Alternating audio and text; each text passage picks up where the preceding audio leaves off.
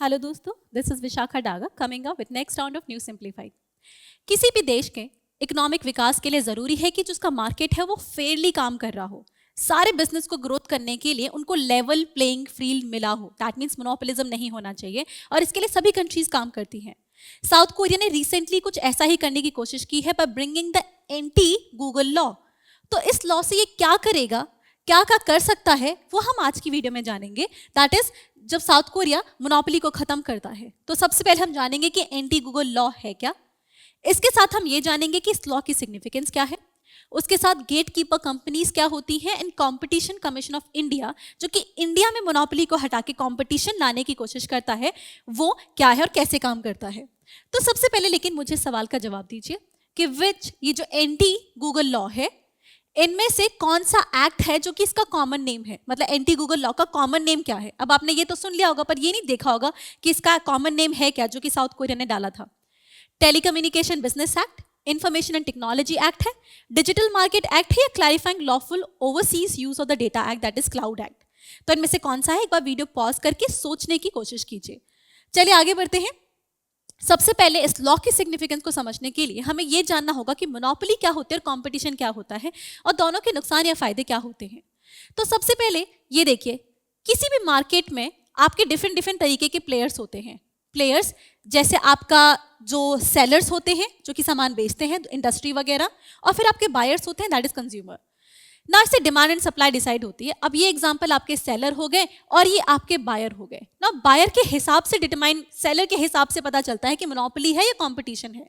अगर multiple seller present होते हैं और वो मिलकर डिमांड सप्लाई नहीं डिटरमाइन कर पा रहे, कि जैसे अपने टेलीकम्युनिकेशन आपने देख लिया मोबाइल फोन में कि आपका जियो भी था, वोडाफोन भी था, एयरटेल भी था, इस तरीके से। तो अगर इसने 500 रुपए में अगर आपको 2 GB देने लगा है ना, तो जियो को भी कुछ ऐसा ही, या फिर जियो ने जब सस्ता कर दिया 500 रुपए में तो आपको एयरटेल को भी करना पड़ा और वोडाफोन को भी अपने दाम सस्ते करने पड़े। क्यों? क्योंकि फ्री मार्केट में ये पॉसिबल होता है। हर सप्लायर को दूसरे से compete करना पड़ता है। compete in terms of quality अच्छी होनी चाहिए और प्राइस भी ऐसी होनी चाहिए कि दूसरों से compete कर पाए। ये पॉसिबल होता है एक कॉम्पिटिटिव मार्केट में, मतलब जहां पे कंपटीशन फेयर है, कोई किसी को रोक नहीं रहा। वहीं पे मोनोपोली में क्या होती है, मोनोपोली में कोई एक सेलर अच्छे से स्टैब्लिश हो जाता है, कोई एक सेलर, और उस वही प्राइस वगैरह डिटरमाइन करता है। जैसे इसका एग्जांपल आपका रेलवे है। अब रेलवे में क्या है, दिल्ली से बिहार या फिर बिहार से आपको कोलकाता जाना हो, उसकी जो प्राइस की टिकट्स हैं वो आपकी रेलवे डिटरमाइन कर देगी। आपको बोल देगी फर्स्ट कोच है, सेकंड कोच है, थर्ड कोच है, लेकिन प्राइस आपकी रेलवे, कोई और कंपीट कर ही नहीं पा रहा। इसे कहते हैं मोनोपोली। ना दिस मोनोपोली स्टेट ने स्टैब्लिश की है। स्टेट आपके वेलफेयर को ध्यान में रखती है, इसलिए ज्यादा प्राइस स्टैब्लिश ही नहीं करती, इसलिए ये मोनोपोली आपको हर्ट नहीं करती। लेकिन यही मोनोपोली अगर किसी ऐसी कंपनी की हो जाए जो कि आपको फ्यूचर में नुकसान दे सकती है तो आप प्रॉब्लम में आ जाएंगे। एग्जांपल सोचिए, इलेक्शन जो आपका ये ईस्ट इंडिया कंपनी थी, ईस्ट इंडिया कंपनी में ने भी तो अपनी मोनोपोली स्टैब्लिश की थी, बाकी सब सेलर्स को खत्म करके उनको अलाउ नहीं किया। दैट्स वाई सिंस इंडिपेंडेंस हम कॉम्पिटिशन फेवर करते थे, मोनोपोली के अगेंस्ट थे। बट ये जो आपका एंटी गूगल लॉ है, ये एक्चुअली जो ये वापस कंपटीशन को स्टैब्लिश करने की कोशिश करता है। तो इसे समझने से पहले सबसे पहले हम ये जानेंगे कि ये जो हमारा मैकेनिज्म होता है, प्रेजेंट रिजीम क्या है। प्रेजेंट रिजीम देखा जाए समझने के लिए, ये आपके ऐप डेवलपर्स होते हैं। दैट मीन्स ये आपका सेल कर रहे हैं, इस समय सेलर ये है और आपका बायर ये है। आपने मोनोपोली तो समझ ली, अब इसके साथ आप समझ जाएंगे कि साथ में आपका गेट कीपिंग रिजीम्स या कंपनीज कौन सी होती है। ये आपका सेलर हो गया, आपका बायर हो गया। जैसे एग्जांपल स्पॉटिफाई ना, स्पॉटिफाई किसी ने बना लिया, ऐड नहीं आता, स्पॉटिफाई का ऐड नहीं आता कि अब आप फ्री में यूज कर रहे हैं, अगर ऐड नहीं देखने तो हमारा ना परचेज वर्जन ले लीजिए, तो आपको परचेज करना पड़ेगा। अभी स्पॉटिफाई बेच रहा है, लेकिन जब आप खरीदने जाओगे ना उसे, तो या अगर आप एप्पल यूज कर रहे हो तो एप्पल का ही परचेसिंग स्टोर यूज कर सकते हैं, और अगर आप कोई और एंड्रॉइड फॉर्म अगर यूज कर रहे हैं तो आपको गूगल का प्ले स्टोर में जाके खरीदना पड़ता है। दैट मीन्स आपकी चॉइसेस कम हो जाती है। अभी चॉइसेस आपको कैसे हर्ट करते हैं आपको पता नहीं है एक्चुअली। ऐसे केस में क्या होगा, स्पॉटिफाई खरीदने आप जाएंगे, आप यहाँ पे स्पॉटिफाई खरीद रहे हैं, दिस इज स्पॉटिफाई जिसने बनाया है, लेकिन जब एप्पल का आप पेमेंट मैकेनिज्म यूज करोगे तो उसमें वो चार्जेस बहुत हेफ्टी लगाता है, 30% चार्जेस, 15% चार्जेस अगर कंपनी ने 1 मिलियन का रेवेन्यू नहीं बनाया। मतलब 100 रुपए का स्पॉटिफाई है तो आप 130 रुपए पे करके जा रहे हैं। This is actually what is happening right now. ये गूगल और एप्पल आपके साथ करते हैं, आपसे 30 रुपए एक्स्ट्रा पे कर लेते हैं, सेइंग कि हम आपको प्लेटफॉर्म प्रोवाइड कर रहे हैं पेमेंट का। आप कह सकते हैं हमें दूसरा पेमेंट मैकेनिज्म दे दो, वहां पे कम से कम 2, 3 या 4% के आसपास आप पे करोगे। मतलब 105 और 130 में फर्क नहीं होता क्या? इस तरीके से इनकी मोनोपोली इन दोनों कंपनीज को बहुत फायदा दे रही थी ना। जैसे इस मैकेनिज्म को कहते हैं gatekeeping mechanism as well. Gatekeeping क्या होता है? आप यहां से इधर एंट्री लेना चाहते हो, लेकिन यहां पे कोई ना कोई बैठा है आपकी एक्सेस को रोकने के लिए। अब एक्सेस क्या हो सकता है? इंफॉर्मेशन हो सकती है या फिर आपका प्लेटफॉर्म हो सकता है। तो इसमें प्लेटफॉर्म की एक्सेस रुक रही है। क्यों? जब आप स्पॉटिफाई से खरीदने जाओगे ना, जो बाकी पेमेंट मैकेनिज्म है उसके ऑप्शंस ही नहीं आएंगे। आपको या तो एप्पल से खरीदना पड़ेगा अगर आपका फोन वही है, नहीं तो आपका गूगल पे का मैकेनिज्म आएगा। मतलब स्पॉटिफाई चाहता है कि वो दूसरे जो परचेसिंग जो आपके प्लेटफॉर्म है उनको ऑप्शन दे, तो भी नहीं दे पाएगा। This is what is a gatekeeping mechanism. मतलब एक मोनोपोलिस्टिक पैसा अर्न करने का तरीका हो गया। सो दिस वाज अंडरस्टैंडिंग कि आपका प्रेजेंट रिजीम क्या है। अब जरा समझते हैं कि साउथ कोरिया ने क्या किया। Now what south Korea did was, south Korea anti Google law लाया जिसका कॉमन नेम है telecommunication business act. Telecommunication business act, इस एक्ट के अंदर इन स्टोर पेमेंट में मल्टीपल ऑप्शन देना अब वो हो गया है। मतलब अब you can not just say कि सिर्फ गूगल पे का आपका ऑप्शन मिलेगा, गूगल पे जो गूगल यूज कर रहा है, या फिर आपका ऐप का इन स्टोर पे mechanism. Now this is illegal कि अब आप सिर्फ एक ही ऑप्शन दे रहे हैं। तो ओवरऑल अगर कोई ऐसा डिस्प्यूट होता है ना जहां एप्पल के बीच में डिस्प्यूट हो रहा है, या फिर कोई जो ऐप डेवलपर है या फिर कंज्यूमर जाके कंप्लेन करता है कि हमें दूसरे पेमेंट मैकेनिज्म क्यों नहीं मिल रहे, तो जो कोरियन गवर्नमेंट होगी वो इंटरवीन कर सकती है और डिले के केस में भी इंटरवीन कर सकती है। These are the 3 more provisions. पहला, आप सिर्फ एक ऑप्शन नहीं दोगे। दूसरा, अगर डिस्प्यूट होता है तो इंटरवीन करेगी, और डिले के केस में भी इंटरवीन करेगी। Now these are the one of the most important principle. इसके बाद आप जरा समझते हैं इसकी सिग्निफिकेंस।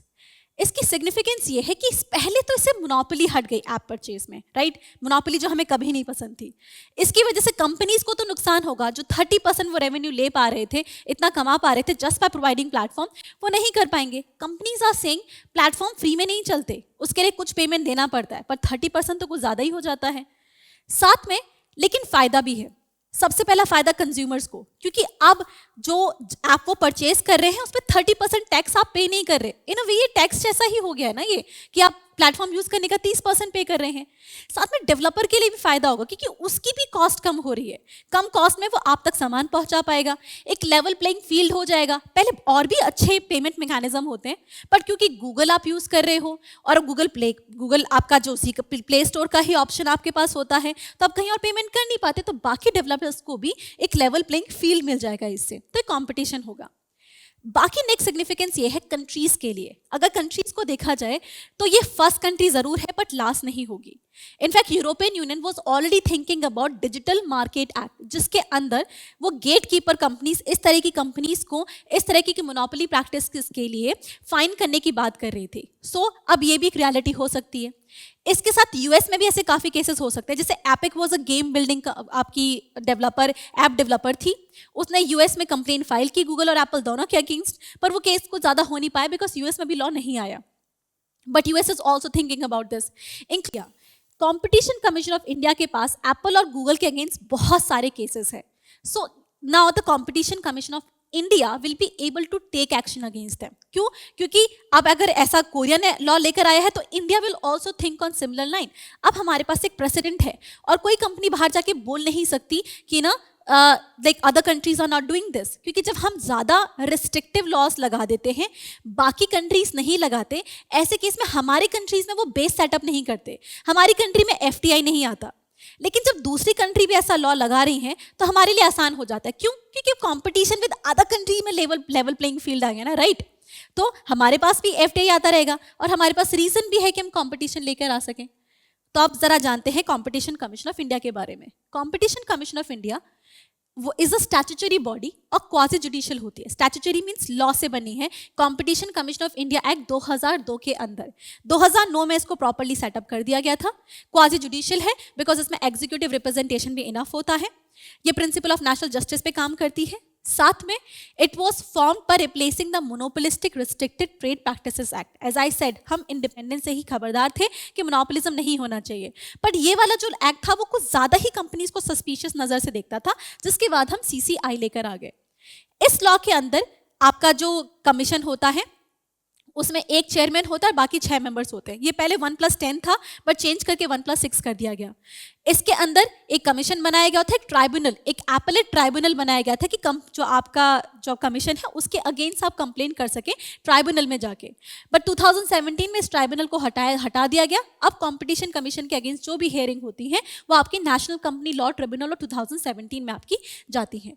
ओवरऑल इसका फंक्शन क्या है? एंटी कॉम्पिटिटिव प्रैक्टिसेस को हटाना, मतलब मोनोपोली नहीं होनी चाहिए। इसके लिए सभी स्टेक होल्डर्स एंगेज करती है, जैसे इंडस्ट्री, कंज्यूमर, आपका गवर्नमेंट और इंटरनेशनल एंगेजमेंट। बहुत कॉम्प्रिहेंसिव इसकी रिजीम है। आई होप इसके साथ आपकी मोनोपोली, गेट कीपर प्रैक्टिसेस और आपका एंटी गूगल लॉ सब क्लियर हो गए। तो मुझे जरा इस सवाल का जवाब दे पाएंगे, इनमें से कौन सा है जो कि एंटी गूगल लॉ कहलाता है?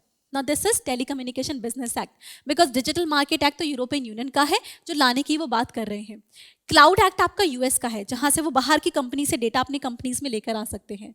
सो I hope we done with the video. आपको समझ में आ गई? अगर ऐसा है तो लाइक करें, सब्सक्राइब करें, कनेक्ट करें, because we are present on various social media platform just to help you. और साथ में अगर कॉम्प्रिहेंसिव करंट अफेयर्स और प्रिपेयर करने हैं तो हमारे फाउंडेशन कोर्स है Forum IAS, उसमें आप जाके ज्वाइन कर सकते हैं। Thank you so much. Current Affairs by Forum IAS is an all-in-one program that covers the dynamic aspect of the syllabus from both prelims and mains perspective. Last year, we have helped more than 100 students crack IAS with our current affairs classes.